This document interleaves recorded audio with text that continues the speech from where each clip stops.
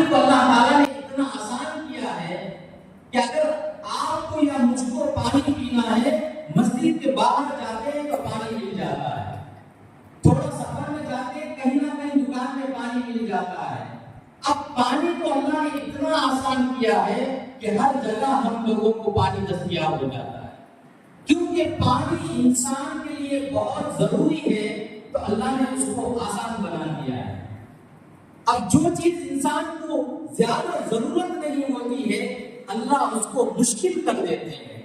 مثال سونا چاندی ہے، یہ دنیا میں ہر انسان کے لیے ضروری چیز نہیں ہے، پھر بھی ہماری بعض عورتوں کو زیب و زینت کے لیے سونا چاندی پہننا ہے تو آسانی کے ساتھ ہر گھر کی عورت کچھ نہ کچھ سونا چاندی بھی خرید سکتی ہے، لیکن تھوڑا مشکل ہے۔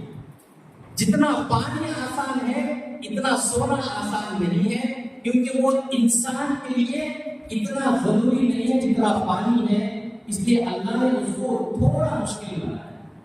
اب اور جائیں ہیرے جواہرات، اس کو اللہ نے اور مشکل بنایا ہے، کیونکہ وہ انسان کے لیے ضروری نہیں ہے تو اللہ نے اس کو اور مشکل بنا دیا ہے۔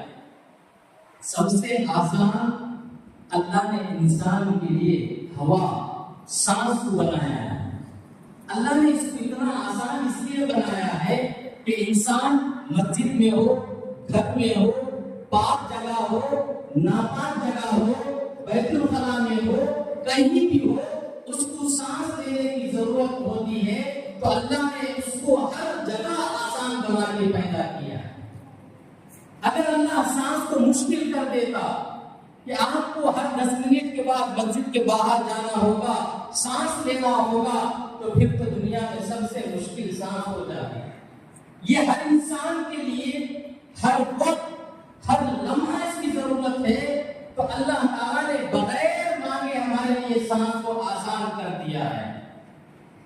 عزیز طلبہ، یہ میں لمبی تقریر اس لیے کر رہا تھا، یہاں قرآن کی آیت کو میں ثابت کرنا چاہ رہا ہوں، جس میں اللہ تعالیٰ نے ارشاد فرمایا کہ ہم نے قرآن کریم کو آسان کیا ہے۔ اللہ کی ذات یہ کہہ رہی ہے کہ ہم نے قرآن کو آسان کیا ہے۔ اب اگر کوئی یہ کہہ رہا ہے کہ ہمیں قرآن دیکھ کر پڑھنا مشکل معلوم ہو رہا ہے، ہمیں قرآن یاد کرنا مشکل ہو رہا ہے، تو وہ جھوٹا ہوگا۔ وہ